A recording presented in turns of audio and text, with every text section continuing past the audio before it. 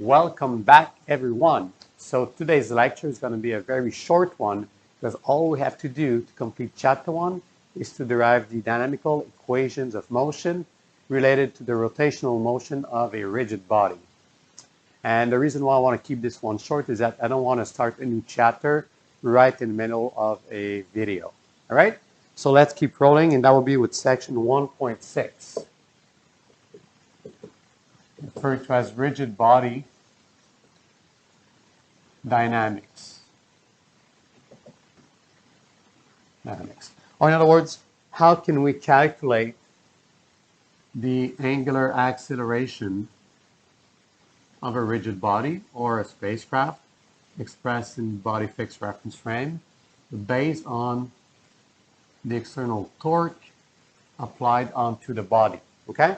And then we'll know, well, we know already how to connect this piece through the integrator block to the kinematics, and then integrating the output of kinematics to get the actual orientation of our rigid body in space. Nice. So to do the derivation, we'll assume that we have obviously a rigid body that looks like a blob, okay? On which we'll define our body fixed reference frame that we've discussed about in the past, okay?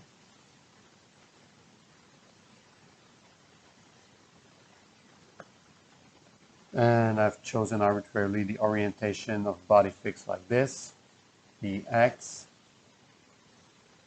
By, and Bz pointing up. And within this rigid body, we will define a small element of mass, just a small chunk, essentially, of the entire rigid body in 3 dimensions like that, okay? Just a little piece. So that is our small element of mass, dm. Furthermore, we will define the position of that small element of mass with respect to the origin of this body fixed reference frame as being rho vector, okay? And also we will, to begin with, assume that this body fixed reference frame has its origin at some arbitrary point within the rigid body, and that arbitrary point is going to be denoted by O. Okay? We also have obviously our inertial reference frame, as usual, Ix, Iy, Iz. And we assume that this rigid body is undergoing a rotational motion about the instantaneous angular velocity vector that would look something like this, omega b in this direction. But keep in mind that this angular velocity vector is free to move as time goes on in 3D space. Okay, it doesn't need to be an inertially fixed vector. Good. So based on that, we will now jump right into deriving the equation of motion themselves, 1.6.1. And as I've referred to in the past, the rotational equations of a motion for a rigid body is referred to as Euler's.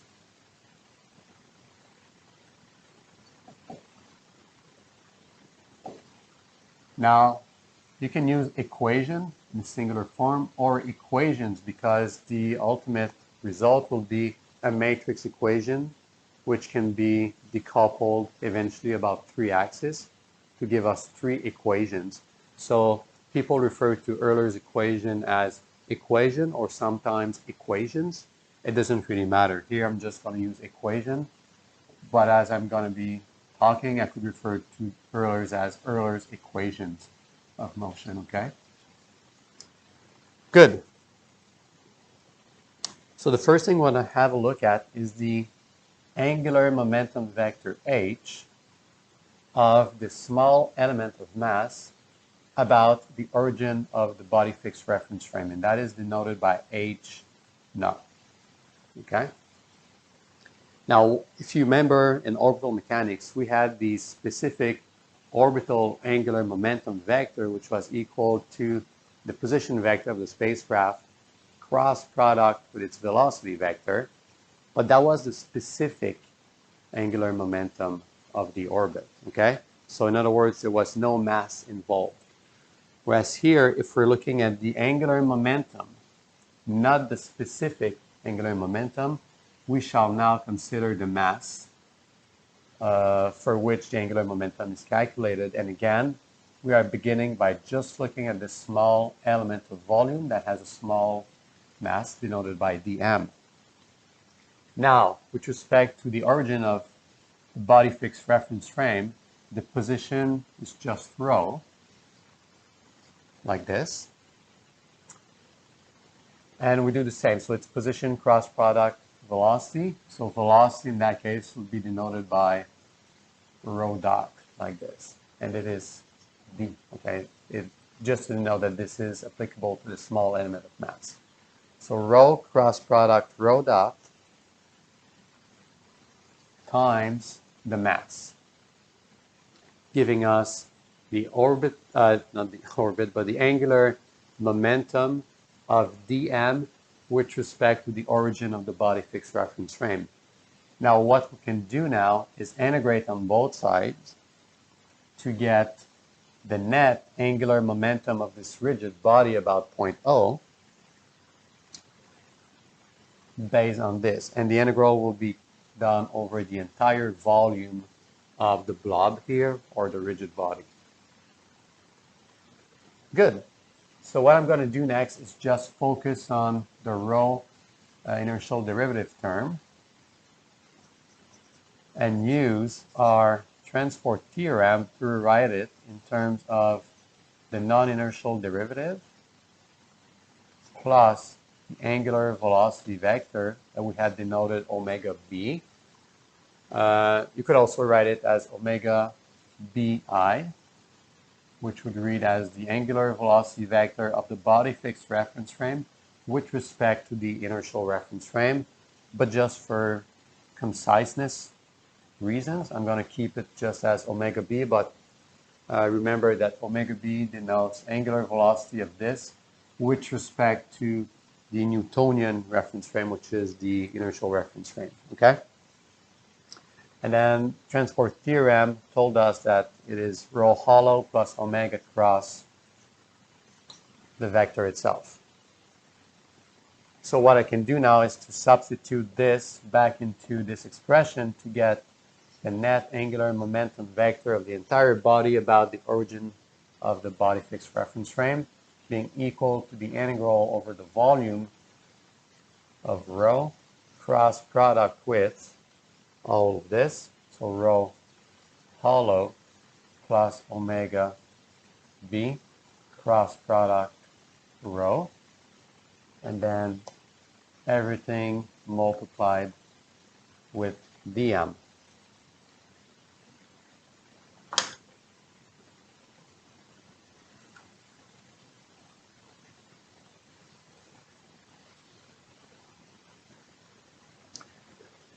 Okay, so here we have to come back to the underlying assumption. And the assumption here is that we are dealing with a rigid body, or in other words, a body that does not deform in time and space, okay? So we're not considering very big, flexible solar panels, for example, on our spacecraft. We are considering our spacecraft as being a rigid box with no deformations, which means that as seen in the body fixed reference frame, any point contained inside the rigid body will have a constant position with respect to the origin, right? If you look at that point here, it is located at some rho vector, rho 1. That other point, rho 2, and so on for all the points within the rigid body. But for each point, that position vector will always remain constant unless the body starts deforming at that point, suddenly moves up to here, in which case its position vector denoted by rho n, for example, would then become another one, would change and would become rho n prime or something like that. But that's not what we're dealing with here.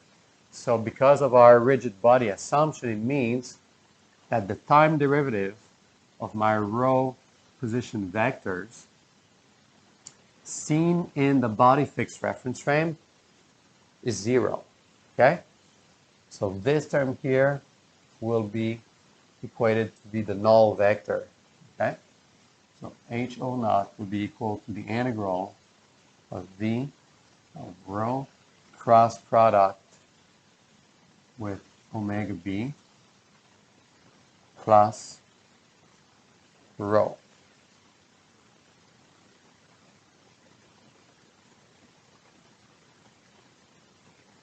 Okay, all this times dm. And the reason why we've been able to simplify this to that is through our rigid body assumption.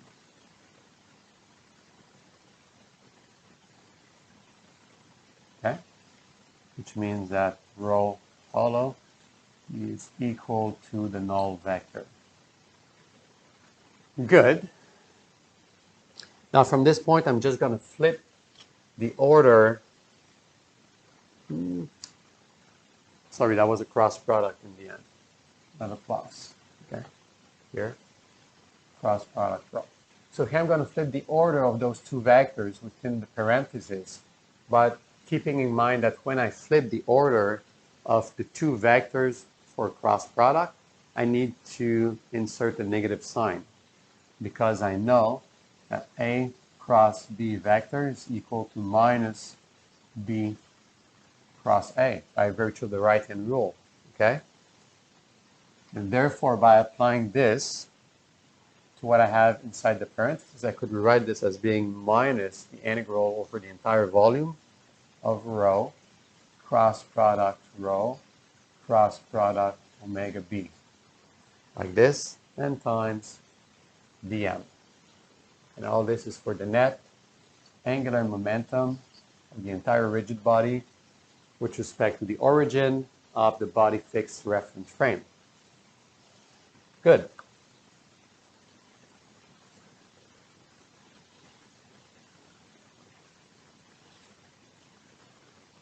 Now what I'm going to do next is to express this vectorial equation in terms of the components in the body fixed reference frame. Okay, so on that side I'm going to get HO components seen in the body fixed reference frame equal to minus integral over the entire volume of rho components in the body fixed reference frame, and now I had a cross product of two vectors, which in terms of components turn into a skew-symmetric matrix like that. Rho vector, again, components of rho in a body fixed, denoted like this. Don't forget the underline notation because these are all 3x1 matrices. Cross product omega, cross product turns into a skew-symmetric, and omega vector in terms of components shall be denoted simply with omega B underlined. And all of this is multiplying dm. Okay? Now, because this is a scalar, essentially, the location where I take the scalar inside this matrix multiplication operation is irrelevant, such that I can rewrite the whole thing as being minus integral over the entire volume of rho B skew-symmetric rho B, and then put the dm right next to this, close the bracket, and keep the omega B outside of it, such that the net angular momentum in terms of its components, x, y, z, in the body fixed reference frame is equal to this. And don't forget the skew-symmetric operator here. Okay, so all I did was to take this and put it in between here, which is something we are allowed to do. And the reason why I wanted to write it this way is because if you look at what we have inside the brackets, you may recognize this as being the inertia matrix, okay? Because the inertia matrix of a body with respect to an arbitrary location, O, is equal to minus integral over the volume of rho q, rho q, and dm, like that. And that's equal by definition, okay? So this is why I wanted to play with the equation till I got to that point, because I know that this is just the inertia matrix about point O, which then allows me to write the angular momentum about point O, the body fixed reference frame, as being simply the inertia about this location O times omega b. So an angular momentum in terms of rigid body will be the inertia matrix times the angular velocity, which you may or may not remember, okay? But in most practical applications, we're not dealing with an arbitrary location for our rigid, for our body fixed reference frame, but rather, as I mentioned a couple of times already, the location of the origin of body fixed reference frame for spacecraft applications is pretty much always the center of mass. Okay, so this equation is for about point O, but if you move that origin of the body fixed reference frame to the center of mass of the rigid body, that equation will be written slightly differently, about center of mass, and will be written as HC, C for center of mass, and this is in the body fixed reference frame, but I dropped the B here for simplicity in terms of nomenclature, equal to J times angular velocity components in the body fixed reference frame, where J now corresponds to the inertia matrix about the center of mass of your rigid body. Okay, so let's keep that in our back pocket for now. This is a very important result towards the development of Euler's equation of motion. What we're going to do now is go back to the principle that says that the inertial time derivative of an angular momentum vector, and we're going to take the momentum vector about the center of mass, is equal to a torque about the center of mass, like this. Okay? So time derivative of angular momentum vector is equal to the torque. Good. But we also know how to get HC inertial derivative. How? Well, just through the transport theorem again, which says that this is going to be equal to HC hollow plus omega b cross product HC itself. Excellent. So we are almost done, believe it or not. Because all we need to do from that point is to say, well, HC inertial derivative better be equal to HC inertial derivative, right? Or just say that torque about the center of mass has to be equal to HC hollow plus omega b cross product HC. And now we can take that vectorial equation and do the exact same thing as before, and that is to express it in terms of components in a body fixed reference frame. And by now, hopefully I don't need to use the vectices all over the place and, factor out the vectices and those kind of things, because you should be familiar already about how to turn vectorial equations in terms of component equations, regardless of the vectorial operation, whether it is a cross product, a dot product, or whatever else. I'm going to say that this turns into components like this in a body fixed reference frame. This expressed in the body fixed reference frame is simply HC components time derivative plus omega b, it's Q symmetric, times HC components.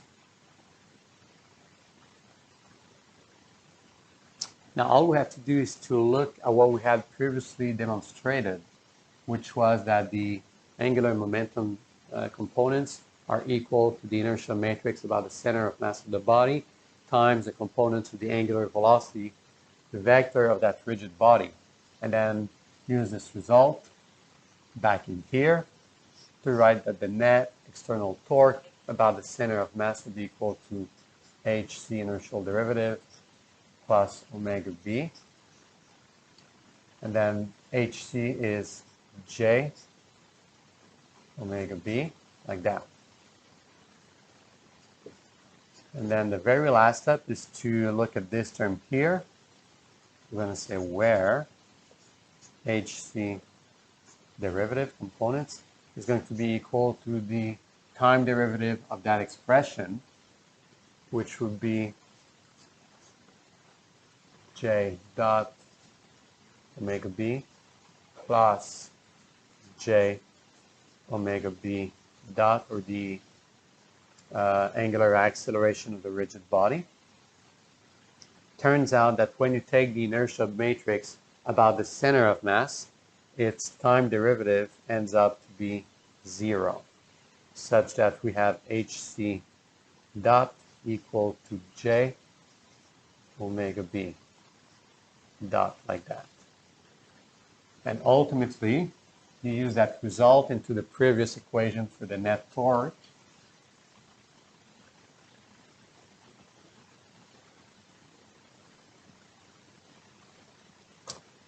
and you would get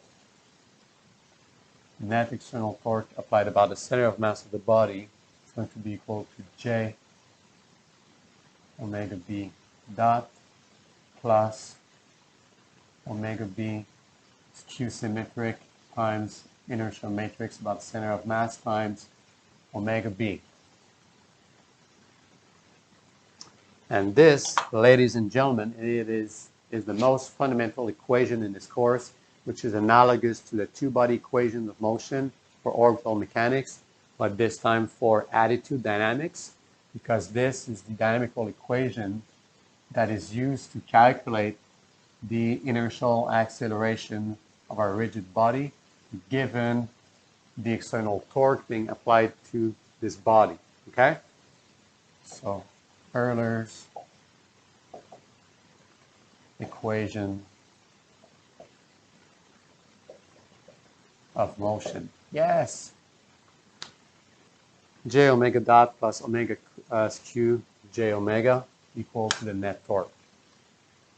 So in other words, again, in terms of MATLAB Simulink, that allows you to calculate omega b dot, angular acceleration of your body, integrate that over time to get angular velocity, which is being fed to your kinematics, as we saw in the previous lecture.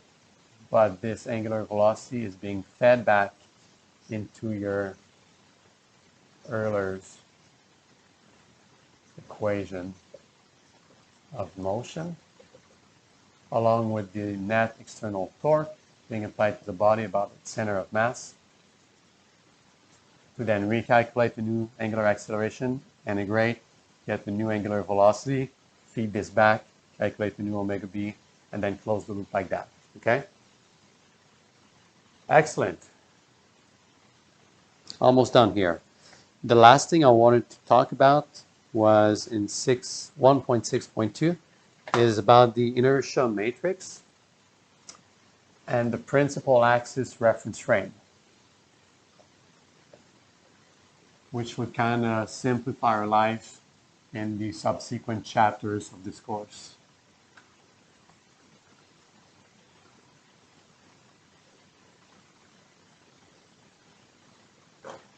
And I'll be in 1.6.2.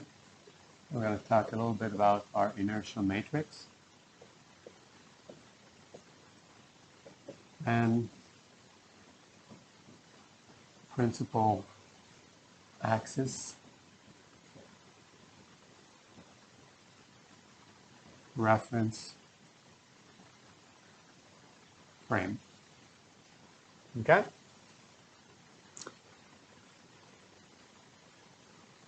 I'm thirsty, so I'm going to take a sip of my green tea here while it is still a little bit warm.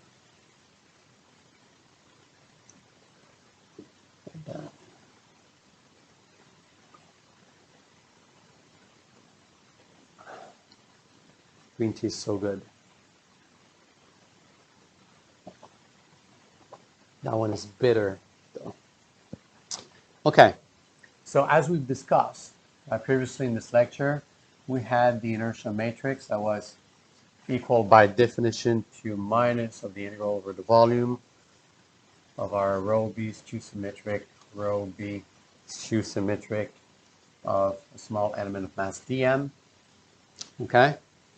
And generally speaking, we have an inertial matrix which is fully populated with 9 entries denoted by J, XX, J, XY, J, XZ, J, YX, J, YY, J, YZ, J, ZX, J, ZY, and finally, believe it or not, J, ZZ.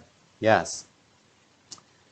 Now, what we have here is the entries along the lead or the main diagonal of this 3x3 matrix, which are referred to as the moments of inertia.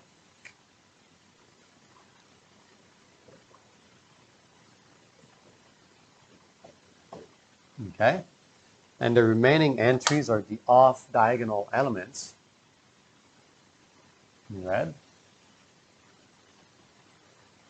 are referred to as the products of inertia.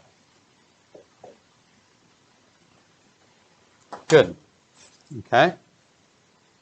In the lecture notes, I gave you the actual formula for all of these. So for the moments of inertia, how to calculate J, XX, J, YY, and J, ZZ. And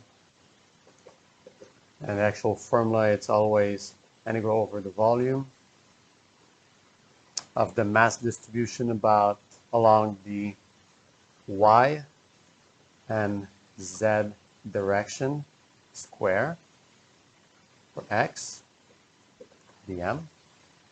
The moments of inertia about the Y unit direction is going to be the mass distribution along X plus the mass distribution along Z square, like this. And for Z, similarly, you would have the mass distribution along X plus the mass distribution along Y square. And those are vectors. No.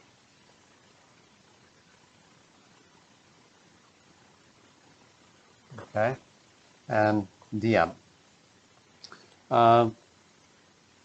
Sure. That is not going to be very important in this course. It's just for you to remember or know. It's just something which can become handy eventually for you, but not within the context of this course, okay? And similarly, I gave you the exact way to calculate the products of inertia, and I'm going to write them on the board. These are equations 1.95 to 1.97 of chapter 1. But what is more important here is that sometimes people define the body fixed reference frame of their spacecraft or their rigid body they're playing with in a very specific way, such that the products of inertia all become to zero. But because depending on the actual orientation of your body fixed reference frame within the rigid body, the moments of inertia and the products of inertia will be totally different, okay? Because those are tightly related to the orientation of x, orientation of y, and orientation of z in terms of mass distribution along those 3 unit vectors. So if you were to change the orientation of those unit vectors within the rigid body, the entries of your inertia matrix would be totally different. And there is always a way to align the body fixed reference frame to obtain the products of inertia, so the ones in red, to be equal to 0. Or in other words, to end up with an inertia matrix that only has moments of inertia that are not equal to 0, and products of inertia equal to 0. And for simplicity, I've swapped the JXX notation for just JX, and JYY for JY, and JZZ for JZ. And you end up with this. So this is whenever you orient the body fixed reference frame such that the products of inertia are all equal to 0. And that makes you happy, because doing so means that the inertia matrix is a lot simpler to use in the equations, because whenever you'll be multiplying the inertia matrix with, say, omega dot, then all you have to worry about is 3 entries, and the other ones will all be 0, so it eases up the calculations. And whenever you do that to the body fixed reference frame, we refer to that specific reference frame, which is still a body fixed reference frame, but whose orientation is very specific, such that you end up in that situation. And whenever that is the case, we refer to the body fixed reference frame as being the principal axis reference frame, okay? So we're going to use that specific reference frame quite often in this course to ease up the calculations or the derivations of new equations, okay? Furthermore, when you have that kind of inertia matrix, which only has a diagonal different than 0 and 0 for the off-diagonal elements, it means that the axis of your body fixed reference frame associated with the smallest of the 3 entries is going to be referred as the minor axis.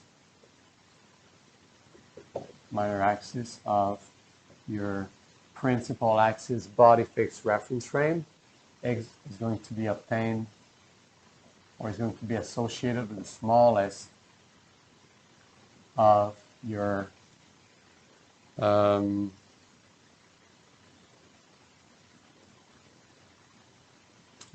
by the way, these are now called the principal moments of inertia instead of just moments of inertia. Principal of the 3 principal moments of inertia. Okay, so you just look at the 3 principal moments of inertia within the inertia matrix and say that JY happens to be the smallest of the 3. That means that BY would be your minor axis of your body fixed principal axis reference frame. Okay? Now, similarly, the largest entry of your principal moments of inertia will be associated with the major axis of your principal axis body fixed reference frame. Largest of all 3 principal moments of inertia. And finally, the one that lies between the smallest and the largest is going to be referred to as the intermediate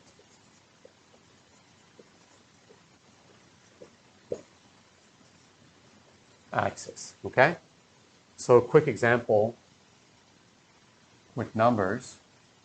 So say you have 1, 5, 2. Just by quickly looking at this, you could say that based on that, we have By being the minor axis.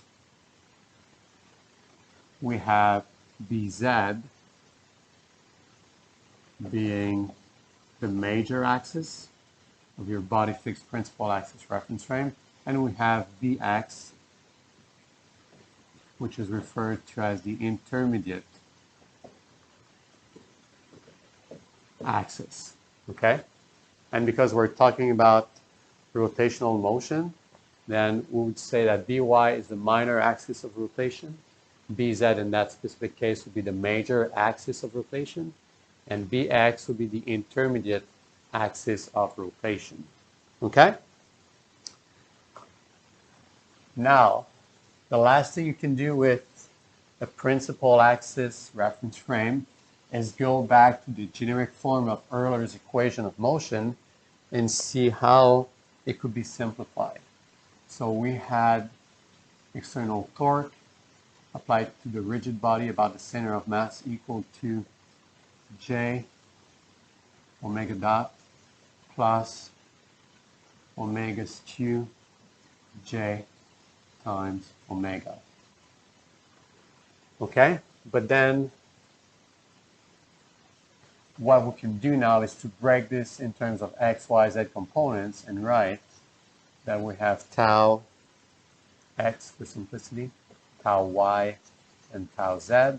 The x, y, z components of the net torque vector applied to the spacecraft expressed in the body fixed reference frame equal to, and this is where the good news is really shining, because now this 3x3 matrix only has 3 non-zero values. It's going to simplify the multiplication process here. Omega dot in body fixed simply referred to or denoted omega x dot, omega y dot, and omega z dot, all in the body fixed reference frame. Plus, well, here you have this skew-symmetric matrix that you need to construct out of the 3x1 column matrix representing the components in the body fixed reference frame of your angular velocity vector. All right, so that is the matrix that has zeros on the lead diagonal, minus z. I believe on top of my head that we have y and minus x. I'll put a question mark because I'm never sure about that. Positive x minus y and positive z. All this times jx, jy, jz, like this, times omega, in terms of components, omega x, omega y, omega z, like this, okay? And if you, well, you can start the process for you if you want. We're not in a hurry in any way, shape, or form. So I'm going to write, well, that's 3x1, 3x3 times 3x1, better gives you 3x1, which will simply be, thanks to the principal axis reference frame that we had selected, simply jx omega x dot, jy omega y dot, and jz omega z dot,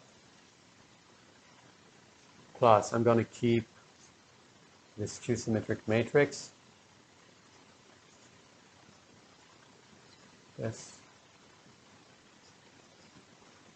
which again I'm not 100% sure if it's x and y or vice versa, so we shall see in a minute.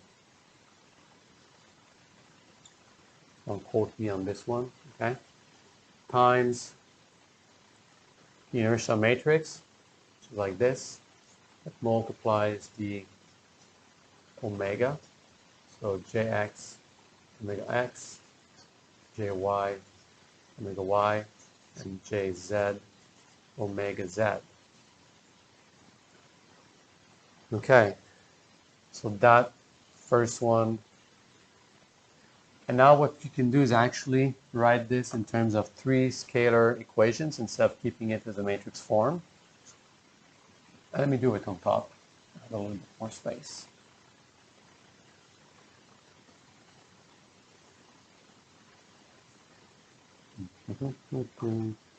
Okay, I'm going to get tau x equal to jx omega x. And now we're going to get minus omega z times this one plus omega y times that one. Minus omega z times jy omega y plus omega y j z omega z. Okay? Tau y, similarly, jy omega y dot. And now we have plus omega z jx omega x minus omega x jz omega z. And finally, for the last scalar equation for the dynamics of a rigid body, whenever the body fixed reference frame happens to be a principal axis reference frame, and thereby we can use the diagonal form of the inertial matrix. It's going to be jz omega z dot minus omega y jx omega x plus omega x times jy omega y.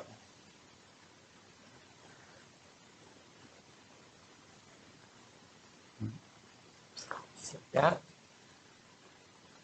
And now we'll see if I screwed up this Q-symmetric matrix or not. So this could be rewritten as tau x equal to jx omega x dot. And now we have plus jz minus jy. That both multiplies omega y, omega z. So far, so good. Tau x, tau y, sorry. Jy omega y dot plus x minus z in terms of j's, so jx minus jz, and they both multiply omega x, omega z. And then lastly, we have tau z equal to jz omega z dot plus, now we'll do y minus x, so jy minus jx, and they are both multiplying omega x, omega y. I didn't screw up. Yes. Super proud. So this is actually Euler's equations of motion. We write in terms of three scalar equation in a very simple form, thanks to the assumption that our body fixed reference frame is aligned such that the off-diagonal elements of the inertial matrix are all equal to 0, or the products of inertia were neglected, essentially, or canceled. Okay? And that concludes chapter 1. Yes! You're good. You are so good. So, yeah, that's it for today. As usual, I hope you enjoyed. Hope you learned a couple of new things. And I'll see you soon. Goodbye.